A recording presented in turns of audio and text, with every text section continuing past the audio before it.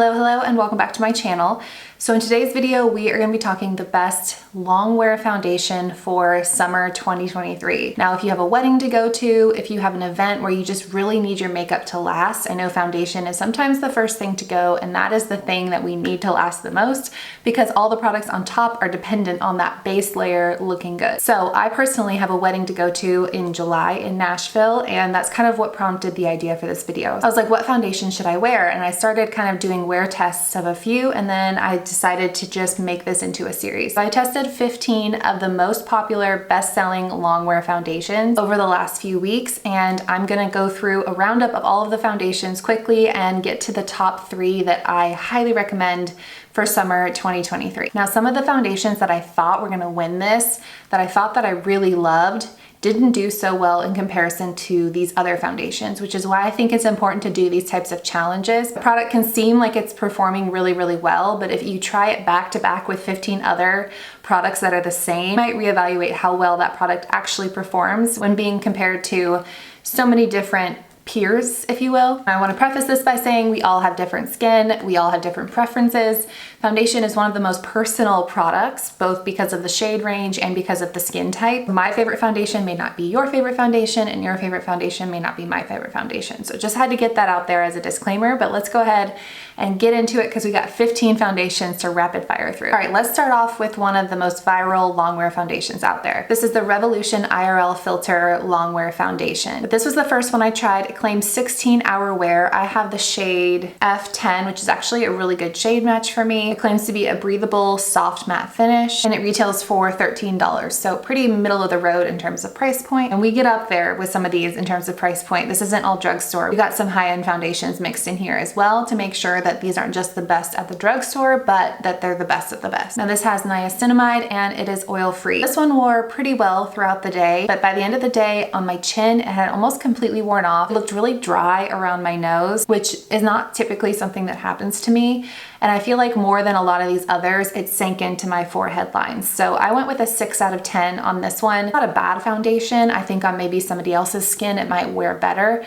But on my skin, between breaking down, looking dry, and sinking into lines, just wasn't gonna be the winner. All right, next up is the Maybelline Superstay. We're going from a 16-hour claim to a 24-hour claim. Claims to be a full coverage, 24-hour waterproof foundation that should last through anything. I have mine in the shade Sand Beige, and a lot of these shades aren't the best on me because most of them are my self-tan shades because I usually self-tan when I'm going to a wedding or an event. And I wasn't self-tanned throughout making all of these videos. That's why some of them may look a little bit darker than others. This one's also oil-free. It claims to not clog your pores, and it also has a pump style applicator, which we love. Unfortunately, this is one of the worst ones out of the bunch for me. I applied this in the morning, and when I did my first check-in, I said, oh, I'll report back in 8 hours. 4 hours later, I was like, no, we're not even wearing this for 8 hours. It's on my entire cheek, which I never have trouble with foundation on my cheek. Like, it's usually this area that it breaks down, but like all along my entire cheek, it was very splotchy and had completely started to fade. And I kept all variables the same. So I know it wasn't my sunscreen or my moisturizer because I wore the same moisturizer and the same sunscreen every single day that I was testing these. I set them all with the same powder. I even used the same concealer. So there was nothing else that could be affecting the way that these foundations wore in comparison to one another. But this one, for some reason, broke down terribly right around here, and then also around my mouth. It started to cling to like the peach fuzz on my face. It started to look dry. There was just nothing flattering about how this looked after only 4 hours. This one might have been the worst one of the bunch on my skin. All right, the next foundation that I tested has historically been one of my favorite foundations. Going into this challenge, I was like, this is gonna be one of the top 5 for sure. And it's the Catrice True Skin Hydrating Foundation. I have this in the shade Neutral Hazel, which is the shade 40. This one has hyaluronic acid. It doesn't give a timestamp, but it says it's a long wear foundation. This is a very popular one. I've seen this one compared to Estée Lauder Double Wear, and it's very affordable. You can find it on Amazon. I hate that Catrice pulled out of Ulta, but this one is on Amazon. This one wore really well on me. At the end of the day, I was happy with the way that my skin looked. I looked shiny, but not too shiny. It had broken up just a tiny bit, like right on my jawline right here. On my cheek, again, I had a little bit of bunching. Like, I still had coverage everywhere, but there were a few spots where it sort of like pulled together a little bit. very, very subtly, like from a distance, and even probably from the footage that I'll insert, you can't see it, but I could see it, and it faded again a little bit on my chin. But it was definitely better than the first two that I had tried, so I was between a 7 and an 8. On this one, I went 8. I feel like it's like a 7.5. It's a really solid foundation, but in hindsight, compared to some of the other foundations that I'm gonna get to, I feel like it's a 7.5. All right, next up is Profusion. Now this historically has been one of my favorite foundations for events. Very affordable, it's on Amazon, and it looks like a very soft matte foundation. This is one of the best ones when you first put it on. It makes your skin look so incredible. This is one of my go-to date night foundations. It has hyaluronic acid, medium to full coverage, so you can sheer it out a little bit if you want to wear it during the day. And I have mine in the shade Tan 1. It has a little squeezy tube applicator. Now this one surprised me because, like I said, going into it, this is one of my favorite foundations. But again, when compared to all 15 foundations, it just didn't stack up the way that I wanted it to. Now for the first 4 or 5 hours, this looked flawless. So if you're going somewhere like a date night, like a baseball game in the afternoon, somewhere where you're gonna be somewhere for like 4 to 5 hours, this still is fantastic. But I noticed around the 6 to 7 hour mark, it really did start to break down on my skin. Specifically on my forehead, I had spots where it had completely faded. Now that may have been from touching my face, it may have been from my sunglasses, but it was noticeable that it started to fade. And then kind of around my jawline to my chin, it really broke down there as well. As much as I still love this foundation for like that first 5 hours, if you need it to last longer than that, this is not the one. It's not the one. I gave this one a 6 out of 10. The next one ended up in our top 3, and it is the Catrice HD Liquid Coverage. I feel like ever since the True Skin came out, this has been like in the shadow of True Skin. Everyone's been talking about this. This has been the one that's been viral. But this test has shown me this one has still got it. This one is in the shade Nude Beige. I probably could have gone darker with it. It has a dropper style applicator, but it's clean somehow. It's much better than like the L'Oreal Serum. But it's a very, very thin consistency, and it's quite matte. So I have combo skin. Someone with really dry skin probably isn't gonna like this one as much as I do, but for my combo skin, this one flourished. At the end of the day, I looked shiny for sure, but typically when I get shiny, my oils start to break down a foundation. They start to make it look really patchy. It just can't handle the oils trying to come through, and it just starts breaking apart to make room for the oil. This one, I got shiny, but again, keep in mind, I'm doing nothing to these foundations all day long. I'm not blotting, I'm not powdering.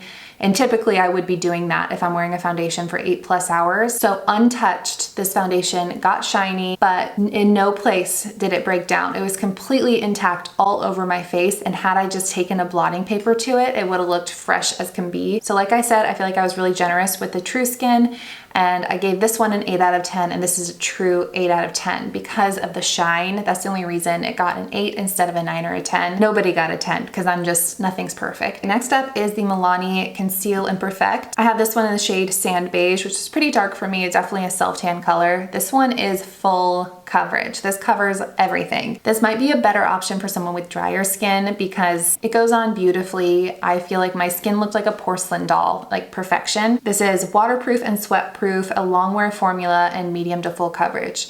Now, similar to the last Catrice foundation we just talked about, at the end of the day, this was pretty much intact everywhere except for a little bit around my nose. It had faded. But unlike the Catrice one where it looked like shiny kind of throughout my face, but had I blotted, it would have looked fine. This one looked really shiny. I felt like an oil slick. I didn't want to leave the house because it looked so shiny.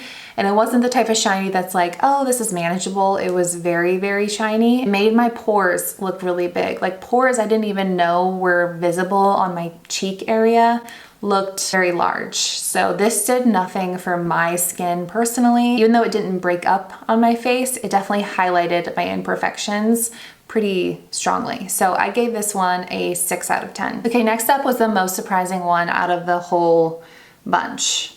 This is the one that I really felt strongly was going to make it like maybe even number 1, but it didn't stack up. I had tested 6 foundations leading up to this, so my standards were really high. I knew what I was looking for, and I knew what the other foundations were capable of doing. And it's the Hard Candy Glamoflague. I thought I loved this foundation more than turns out I do. And I will be the first to come on here and admit when I'm wrong, and I feel like I was wrong about this one. This has a doe foot style applicator. It just says it wears for hours. It doesn't say how many hours, which I feel like is probably a smart thing to do. It's oil free and it claims to be medium to full coverage. This is one of the most affordable ones. I believe it's around $6. This one and the Profusion and the Wet n Wild were the three most affordable ones. This one went on nicely. You gotta work quickly with it because it sets down almost immediately, but I knew that about it going into it. But at the end of the day, not only did it get really splotchy kind of around my cheeks and break up, but my actual blush looked really splotchy. Like it affected the makeup sitting on top of the foundation as well as the foundation. Now it is June in Georgia, and these days where I've tested a lot of these foundations have been very hot days.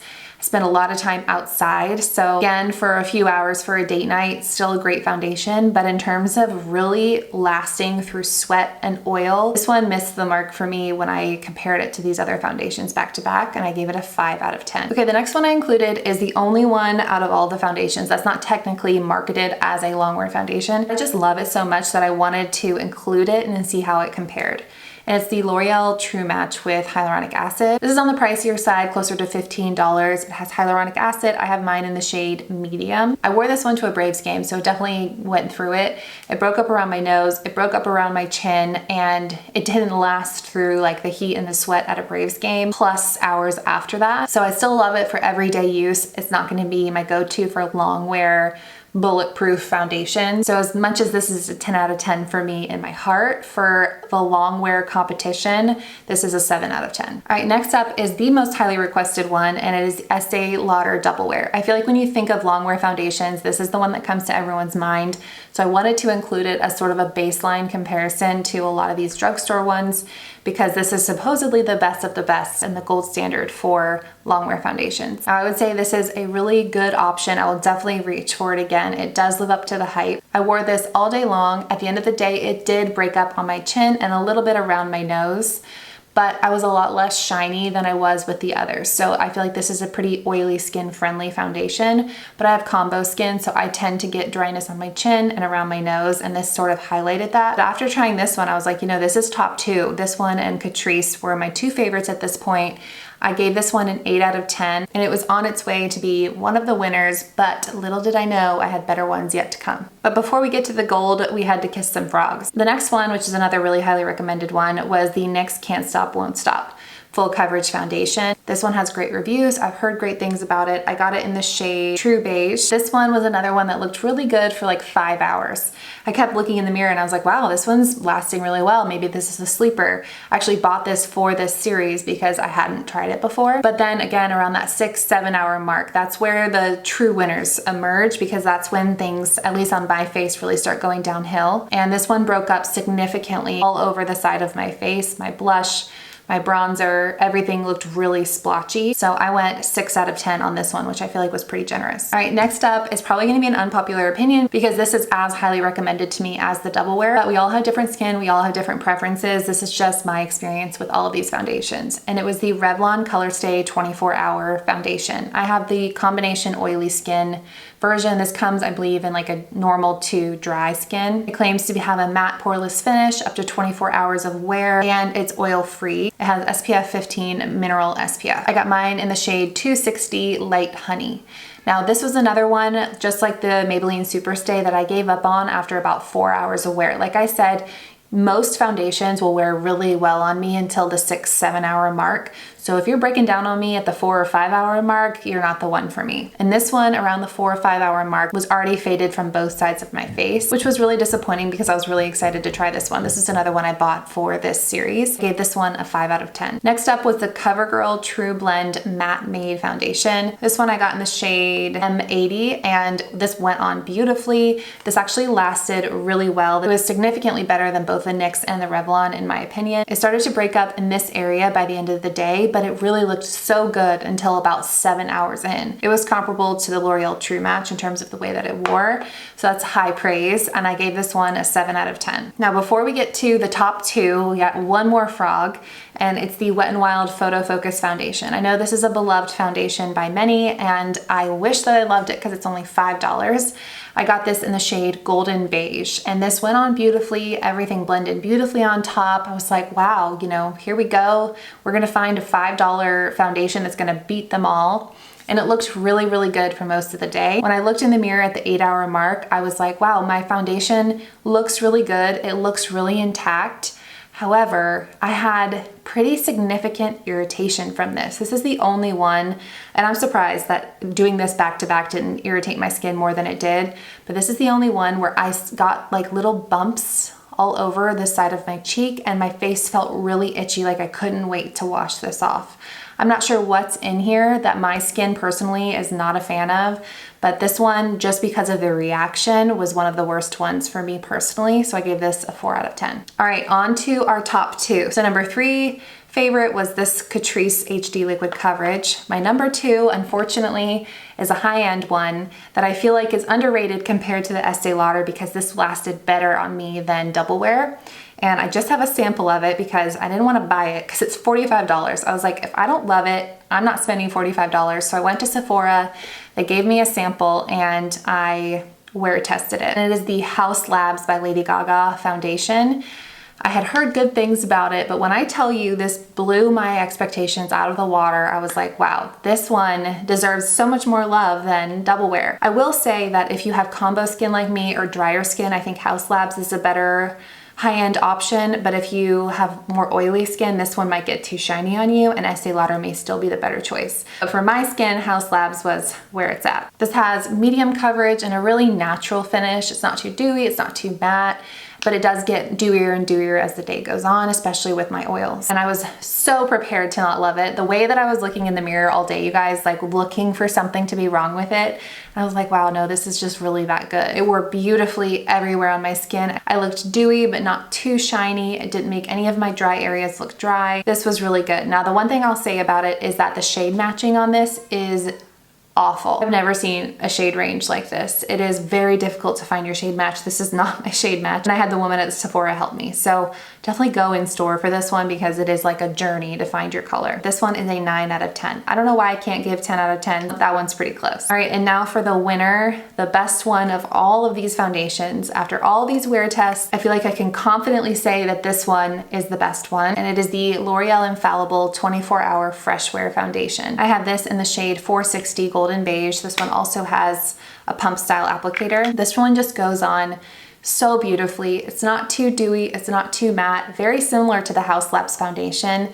And at the end of the day, it was completely intact, but it wasn't as shiny as the Catrice one and even as the Haus Labs one. I would have left the house with my makeup untouched and felt confident after 8 hours of wearing this foundation, which I feel like says quite a bit. It does not irritate my skin. I feel like this is one of the ones that is pretty versatile, whether you have drier skin, more oily skin, depending on how you set this. I feel like it can work for a lot of different skin types, and it has a better shade range than the Catrice one, though it's still definitely not as good as like the Haus Labs one. There's a lot of shades of the Haus Labs, but it is hard to navigate. I liked this one as much as the Haus Labs one, which is $45. So this one was crowned the winner because it's more affordable and just as good, and definitely the best one that I tried. All right, and that completes this video. Those are all of the foundations I spent the last few weeks testing, full wear tests on my face so that we could find the actual best one out of all of these bestsellers. Let me know what your favorite long wear foundation is in the comments below and what the topic for the next showdown should be on my channel. I really enjoy doing these because I feel like I can confidently say this is the best of the best because I have tried so many. Give it a thumbs up if you enjoy this style of video, and I will see you in my next one.